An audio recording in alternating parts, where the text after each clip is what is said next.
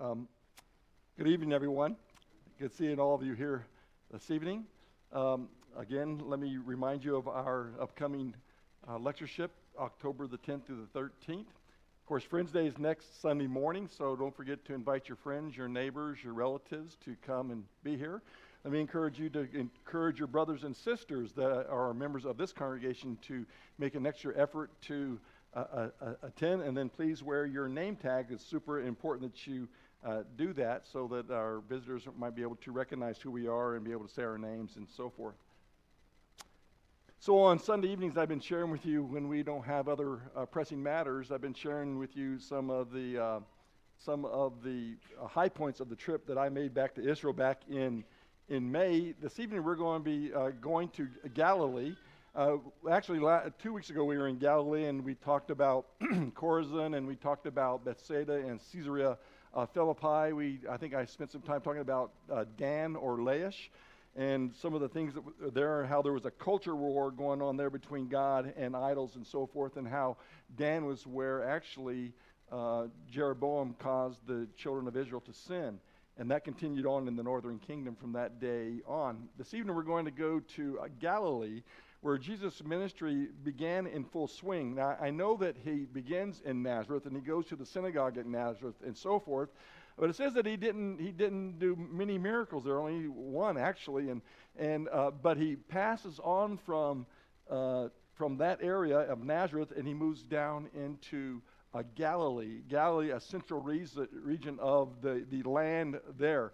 So this evening I thought we would entitle this Seeing the Glory of Christ, because at the places that we're going to be looking at, Capernaum and then Magdala, and then over into Nazareth and so forth, are places where Jesus did some incredible things in his life. The Sea of Galilee is where Jesus began a large part of the next 3 years of his ministry. In fact, of all the places that he performed signs, miracles, and wonders, it's probably around this region that most of those occurred. Now, you would think it would be in Jerusalem, but in Jerusalem he only performed 2 miracles while he was there. One with the lame man at the pool of Bethesda, and then the second one was the man who was blind, told to go wash in the pool of Siloam, and he received his sight. But other than that, a lot of the signs, miracles, and wonders happened in this region around Bethsaida and Chorazin and Capernaum and the Gennesaret and so forth. So it's a large part of his ministry.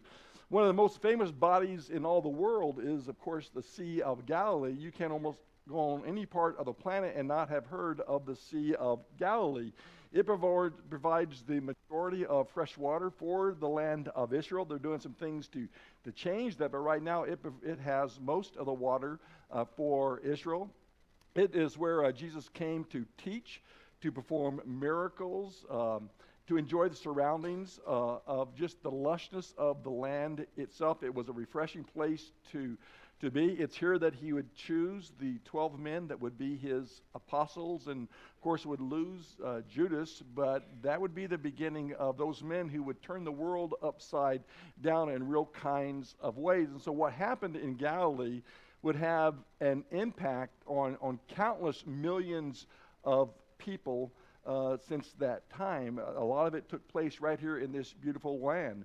It was in Galilee that the Sermon on the Mount was preached. To the northwestern part of the Sea of Galilee, there's an area there that is thought to be the place where he did the Sermon on the Mount, or the Beatitudes, as some would call. It's on the Sea of Galilee that he would storm it by quieting it with just a word, hush, be still, and the sea became calm. Later on, we're going to be looking at Mount Arbel, and Mount Arbel is relatively high in terms of that part of the country. If you think about the Sea of Galilee being almost 600 feet below sea level, and then Mount Arbel is actually below sea level, but it looks like it's a giant mountain. But you can see how the winds can blow down through there. And the day that we were there on Mount Arbel, it was blowing like crazy. So you can just imagine that early in the morning, we're down on the Sea of Galilee, and we're out on the sea, and it was calm like glass and so forth. But that wind comes, and it came really quickly, and it comes down through those canyons and into the Sea of Galilee and can cause quite a stir very quickly. It's here that Jesus fed the 5,000 with the young lad who had 5 loaves and 2 fish. It's here that Jesus had his disciples meet him after the resurrection. After he resurrected, he told the women, tell the apostles, the men, and Peter to meet me in Galilee. And so they left Jerusalem and they go to Galilee. It'll be in Galilee where Jesus will say to Peter as he renews his faith in him, do you love me? And so forth. That's the place where it happens. It's a man where the legion of demons is exorcised at Gennesaret and so forth.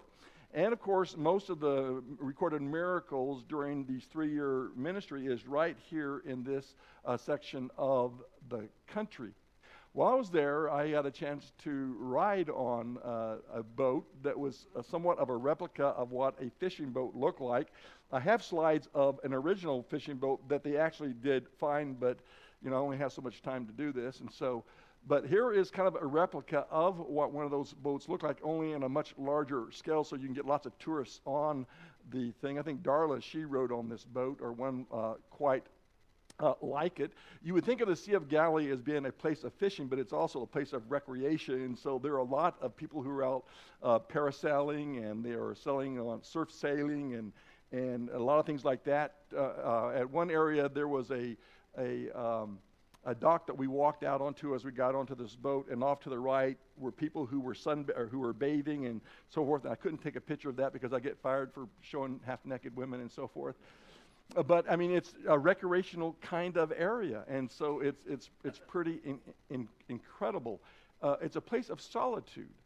I believe that Jesus probably at times went to the shore of Galilee. I know that Peter, James, and John and Andrew spent time there. In fact, that's where they lived, was Peter and James and John and Andrew, their brothers, whom Jesus would call to be apostles, to come and follow me, and I'll make you fishers of men. They lived in this area, and probably in Capernaum itself. And so that's the Sea of Galilee, and maybe you didn't see enough of it, but that's an incredible. In fact, the picture that you see behind me, if you were to have more of a panoramic view and look to I guess it'd be to your right towards the top of the screen, you would probably find the place in which they think the Sermon on the Mount was taught by Jesus. There's no way they can actually prove it, but it seems to be a logical place because of the amphitheater type setting in which he would have been able to speak to the masses of people there.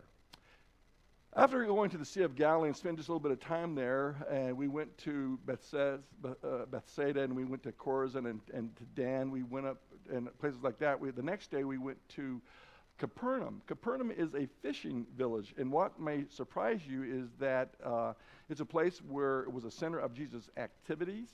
It was a pretty good sized city in its day, much larger than Nazareth.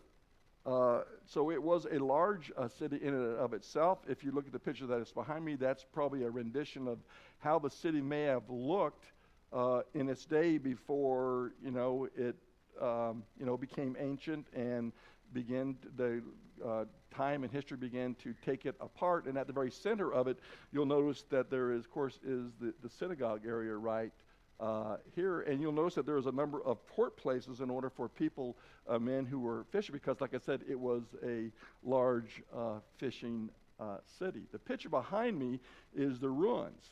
And the north part of that picture there is the synagogue that was built there. This is probably a second, maybe a third building of the synagogue. The first synagogue was built with basalt rock, which is a black type of lava rock and hardened and so forth. It sits kind of at the base of it, and then later on in probably the 2nd, 3rd century, they built a limestone synagogue on top of that. Jesus, of course, preached in the synagogue in Capernaum, and it's right outside of the synagogue where he did some incredible things. So let me share with you just a few facts about Capernaum itself. It's at the crossroad for people traveling from Tiberias to Caesarea Philippi. Some have called this the Via Maris Road. The by way of the sea is the idea. And so if people landed at Caesarea Maritima on the coast and then began to make trek to Syria as they went north and on up the Silk Road, all the way up into Asia and Asia Minor and Asia itself, China, the Silk Road and so forth, they would have passed probably through Capernaum. So when you think about it, I believe it was a divine strategic move. I almost said strategery, but it was a strategic move on Jesus' part that he would choose Capernaum. You think, okay, why would he leave Nazareth? Why would he go to Capernaum? Number one, Nazareth, you think of it as being a large city, right? In Jesus' day, it was probably a population of maybe 400 people. Now, let's talk a little bit more about that later. But it was a major thoroughfare for moving. And so you can see if people are coming from Egypt up, along by the Dead Sea and up by the Jordan River and on up to Galilee and so forth, and then on up to Syria and beyond, or coming from over by the way of the sea from Caesarea Maritima and then coming east and then going up that way, you could see how that would be an incredibly strategic place for the fame of Jesus to move. In other words, it would move very quickly. Not only would it go north towards Damascus and so forth, but it would easily go over to the coastline and over into Jerusalem and the Decapolis and places of that nature. So it was an incredible place for Jesus to choose to begin his ministry. After the destruction of Jerusalem in 70 A.D., all the Jews that were exiled from the city of Jerusalem by the Romans, of course, masses of the Jews moved to Galilee area. Many came to Capernaum, where a large synagogue is built, the one that you see behind me. And so over time, as I've already mentioned, I think they rebuilt on it several different times. It's the hometown, as I mentioned, of Peter and Andrew, James and John. It's a place where lots of miracles happened. I can't remember if I have a slide of all the miracles that happened there, but one of them, of course, is the healing of the paralytic. Now, if you look at, on one side, you see the paralytic being let down through a roof. If you look to the left side, then you will see, the left side, then you will see, that left is the arm that I don't throw with. Okay, if you look to the left, then you'll see the synagogue. And then you'll see some ruins beyond that, okay, that's land to the south of the synagogue itself. Those were all once houses and so forth. And so when you think of the paralytic, remember that Jesus had come to Capernaum and that he is teaching and he is at this house. And he's in this house and masses of people hear about him coming there and they've gathered around the house. They've crushed the house.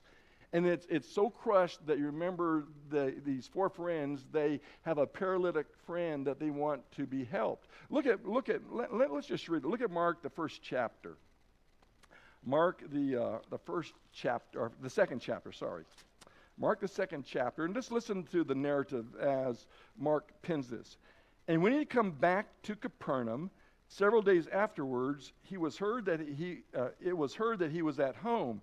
And many were gathered together, so that there was no longer room, even near the door, and he was speaking the word to them. And they came bringing to him a paralytic carried by 4 men, and being unable to get to him on account of the crowd, they removed the roof above him, and when they had dug an opening, they let down the pallet on which the paralytic was lying. And Jesus, seeing their faith, said to the paralytic, "My son, your sins are forgiven."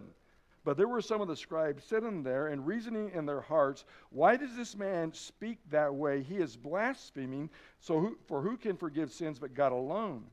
And immediately Jesus, perceiving in his spirit that they were reasoning that way within themselves, said to them, "Why are you reasoning about these things in your hearts? Which is easier to say to the paralytic, 'Your sins are forgiven,' or to say, 'Arise and take up your pallet and walk'? But in order that you may know that the Son of Man has authority on earth to forgive sins," he said to the paralytic, "I say to you, rise, take up your pallet, and go home." And he arose and immediately took up the pallet and went out in the sight of all, so that they were all amazed and were glorifying God, saying, "We have never seen anything like this." And there were other miracles that he performed, just we've never seen anything like this. The interesting thing about all the miracles that Jesus performed in places like Chorazin and Bethsaida and in Capernaum is the fact that the people didn't believe. And so he pronounces a woe upon them. that things are going to be bad because of their rejection. This here is the healing of the woman with a hemorrhage of blood. She spent almost all of her wealth trying to find doctors that could heal her of this malady that she had. But when she touched the hem of the garment of Jesus, she is immediately healed. Of course, the picture that you see behind me is a large, what's the word I want to use for it? Well, it's a large portrait that is in Magdala. And it's huge, but it's absolutely incredible, the detail and the beauty of it. But it shows the woman reaching to the hem of the garment. It was here where Jesus said, not only to the paralytic man, your sins are forgiven, but also to the little girl, I say to you, get up. Or it was where Jesus says, my Father who gives you true bread from heaven. It was in the synagogue that a man was cleaned. It's in Capernaum where Jesus, when he was challenged or questioned about paying the tax to Caesar, took a coin out of a fish's mouth. These are all the things that happened in Capernaum. This picture that is behind me is a large museum and church that is built on the top of what is thought to be Peter's house. It's kind of a weird thing that they do there is they will build churches or museums on the top of ancient ruins that they think have a biblical or historical significance, and they'll build right on top of those, and they preserve the ruin home below. So this place below this large building is thought to be Peter's house, where his mother-in-law, who was sick with a fever, Jesus healed her of that, and she was able to get up and to serve them. And I think Shelby, you taught on this several weeks back, where you talked about this very thing here. Well, this is thought to be Peter's home, and many of those who study this and have done archaeology and so forth say that they're relatively sure that this could have easily have been Peter's home here. And so here's this large building that it sits on top of the house of Peter, where Jesus heals his mother-in-law. When you talk about the synagogue, I mentioned to you some thoughts about the synagogue, and on the foundation stones of the synagogue, they have a number of stone reliefs that are there. And if you look at the picture behind me, then you'll see grapes and pomegranates and flowers and things of that nature. Those are all signs that God is blessing them with, with provision and so forth, even the best of things. And so they did reliefs of pomegranates. So let me ask you this question here, just for fun. What do you think the national symbol of Israel is? Okay, so one person says grapes. Anyone else want to take another shot at this? Okay, palm trees. Olive leaves. Well, most think that it's the Star of David. I mean, that's usually when you think about the symbol of Israel. In fact, if you were to travel to Israel, Darla could tell you this, and on almost every house where there is a faithful Jew and so forth to Israel and so forth, they'll have a flag flying at their house. They're all over the place, and you'll find flags with a Star of David that is there. But it wasn't until medieval times that the Star of David became the national symbol. It was later, way down the line, that they decided to do that. Here's a relief of the Star of David. If you look behind me, do you see anything that stands out to you about the Star of David here?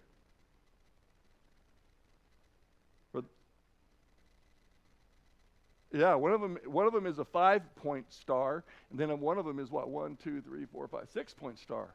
So you can see that there is a difference.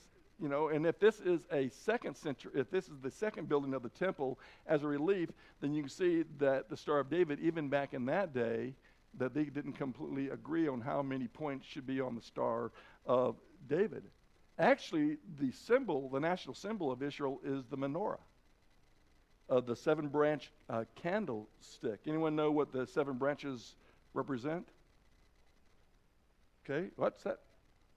7 nights, or it could even be represent the 7 days of creation.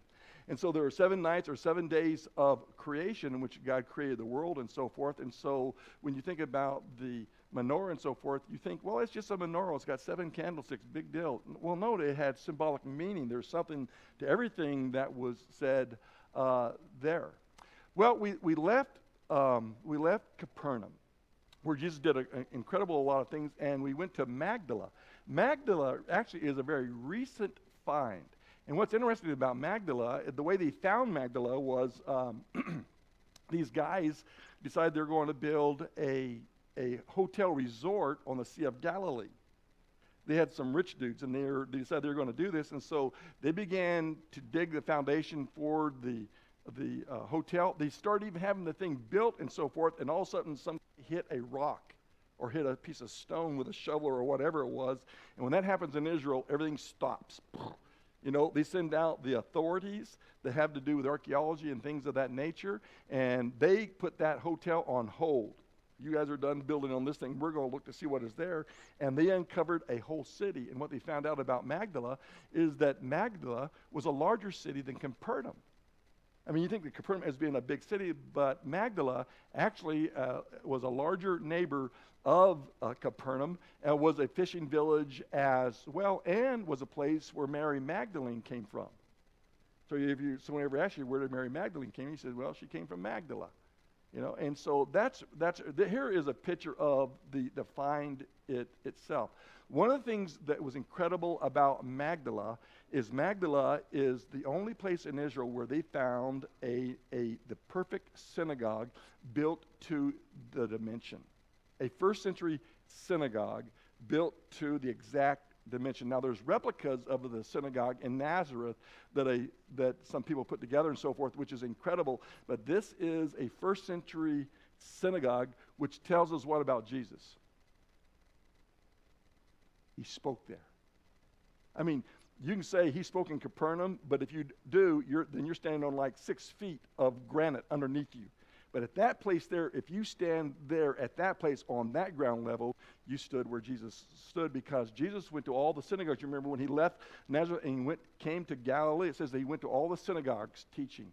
And so Magdala was a place that he taught. And if you look at that large stone that's right here at the center, this is a reading stone, which means from up here they would take the scrolls themselves, and the reader would take the scrolls and he would unfold them on this reading stone, and there he'd read the scripture. And so Jesus, when he went to the synagogues, would do that exact same thing. As a teacher and rabbi, he would go and he'd take a reading, a scriptures, and he would unfold it and lay it on the reading stone, and he would talk about the scriptures. And so this large reading stone here, if you will, our table, is inside the synagogue. This is not the real thing. The real thing is in the museum in Jerusalem, okay? Because there are people that would knock chips off it and take it home with them and say, look what I brought from Israel, you know, and that kind of thing. This is a large floor mosaic that is right here, that it was absolutely beautiful in terms of its tapestry and so forth. Then there's a place that is given to the women who followed Jesus. And this is, I was hoping that you would be able to see this a little bit better, but here's one to Salome, here's one to Susanna, here's one to Martha, here's one to Maria Magdalene, here's one to Maria Cleopas, here's one to, I can't even read her name, right there, this one right here. But anyway, what they did is they erected large stones, if you will, to honor the women who followed after Jesus. In the same place, they have a picture somewhat like, or they have banners somewhat like the one that's over here in the corner right over here. They have large banners over here. On each one of them will have a artist rendition of one of the apostles with their name above it. And they're beautiful, but I only have so much time. So anyway, we're moving from Galilee up to Nazareth and then to the Ezra Elon valley. Before we get there, though, we're going to go up through Mount Arbel. Mount Arbel is important because as Jesus, as he leaves the Galilean area, he's going to go up through this area here, and he's going to travel up through this area and then make his way beyond the mountain over into Nazareth, and eventually over to Jerusalem and so forth. So here is Mount Arbel. And as you stand on the top of Mount Arbel and you look down onto the valleys, and as you look down to the sea. It's absolutely an incredible, incredible view to sit. One of the great things that happened when we were there was part of our team. There's my roommate. It was Paul Hendrickson, and you see him kneeling on his knee before this young woman by the name of Daisha. And when we got there, I noticed that these two were hanging out a lot, and that he was my roommate, but I never saw him because he was always out sparking with this girl, and so anyway, he's always with her. And so I finally asked him, I said, hey, what's the deal here? What's going on here? He lives in one part of Texas. She lives in another part. And they have, through letters and so forth, and through, internet and so forth, they have met each other, and they fell in love with each other. And so they went on a trip. She stayed with her roommate. He stayed with his roommate. And then they had meals together and some other things together. And here he proposes to her on Mount Arbel. That was super cool, and we got to kind of watch that happen and and so forth. Mount Arbel was incredible because Mount Arbel was a place that those who were some insurrectionists, they tried to make a move against Herod the Great, which is a major mistake because Herod the Great is one guy you don't want to mess with. And they messed with him, and they built on this large mountain here, they built caves along the mountains here and inside here, and they tried to hold up in these caves.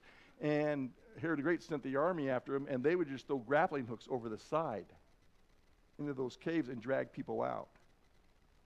It was terrible what they did to them and so forth. But anyway, so that's Mount Arbel. On top of there, they've also, you can't see it from the pictures I've showed you, but there are pictures up there of where they had a winery and things of that nature that was hewed into the rocks and so forth. We left Mount Arbel and we came to Nazareth. And on the map here, you can see Nazareth is right here. So we were at this area here, Capernaum, and we've left Capernaum. We went up through Mount Arbel, and we've made our way over to Nazareth, and we arrived in Nazareth. Nazareth was founded during the Maccabean revolt. If you know about the know about the 400 years of the intertestamental period, then you'll have a period where the Jews react to the Greeks and to the Romans in the Maccabean revolt. The Judean Jews from the city of David traveled north and populated this area called Nazar. Like I mentioned earlier, it's a population of about 400 in its day. The name Nazareth comes from the root of a tree called Nazar. And if you think about it, Jesus was the root of who? The root of Jesse. And so you can see the kind of a play on things there as he was. It's here in Nazareth, really where it all happened. It's in Nazareth where the angel came to Mary and announced the birth of Jesus. And so there is a church building, which is this one right here, called the Church of the Annunciation and so forth. And this is supposedly where this happened. I don't know about that. Nazareth sits in a bowl-shaped landscape surrounded by a modern city. So think about a city of being about 400 in population. Because it's of this kind of a population, Jesus, who was a carpenter by trade, probably was also a stonemason by trade.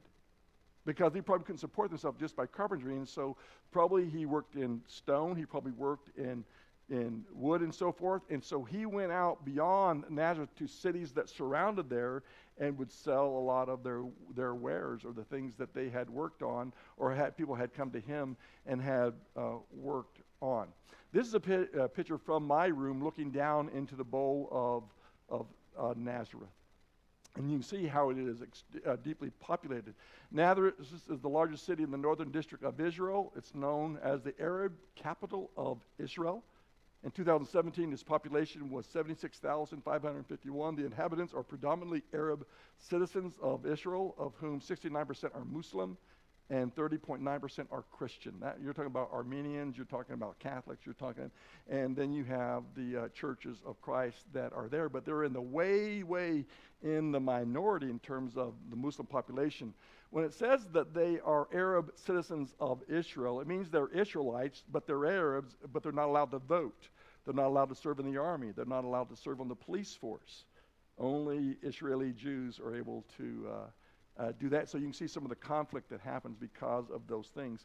If you were to go up to Lebanon, Hezbollah is up there, and Hezbollah oftentimes shoots rockets down into Nazareth to let them know that they have an enemy up north still. And so our tour guy, SV, was saying, yeah, we get hit by rockets on a regular basis, but we get rockets on one day and we fix it the next, because we're going to let them terrorize us or change our way of life. And so they waste no time in fixing things up very quickly. There's a place there, I can't remember the name of it, but there's a place there where some, quote, Christians have come together, accumulated money, they have property that is there, and they have recreated a town of Nazareth, or like Nazareth, early in the years, and tried to replicate that. And this man that is behind me is, for instance, a carpenter that is working, and this lady's name is Salome, and she is doing some weaving, and this is not play acting. She really is really doing that, and she showed us some of the things that she had done.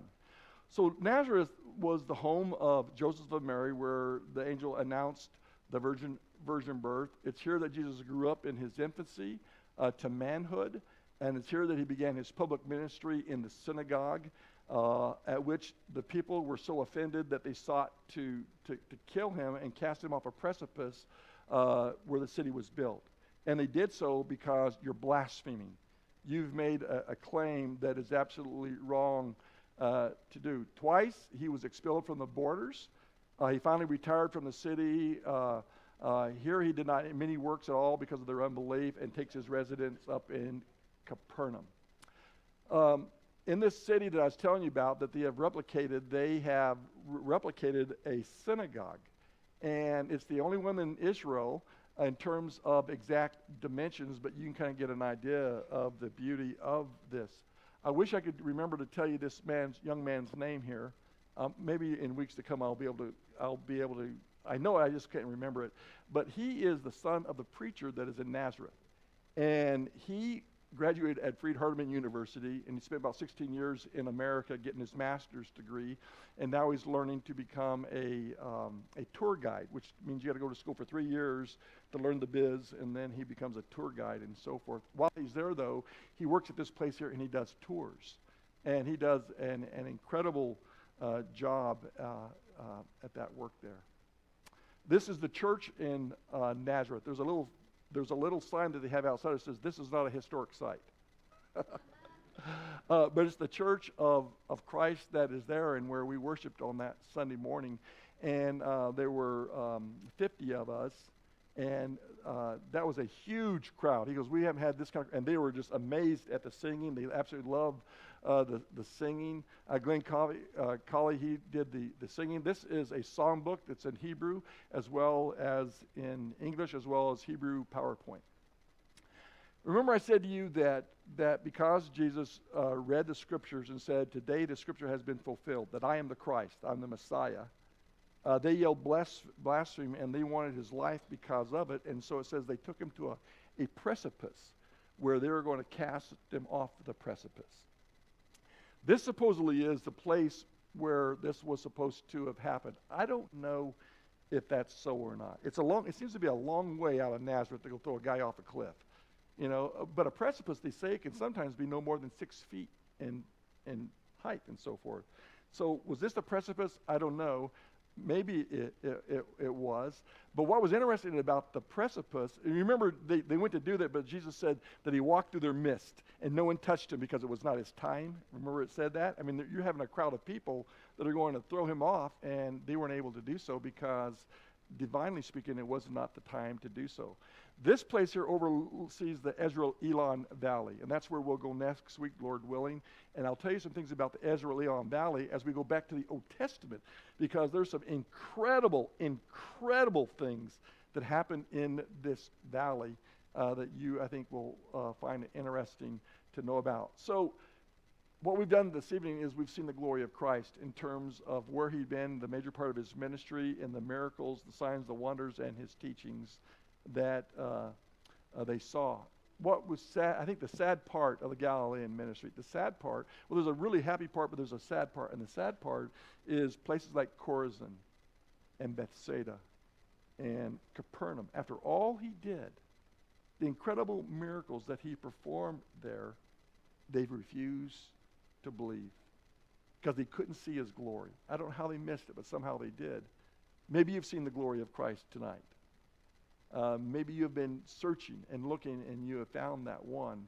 If you have and you want to respond to your faith this evening by being baptized into Christ for the remission of your sins, or you'd like the prayers of the saints here, once you come all together, we stand and sing and give you that opportunity.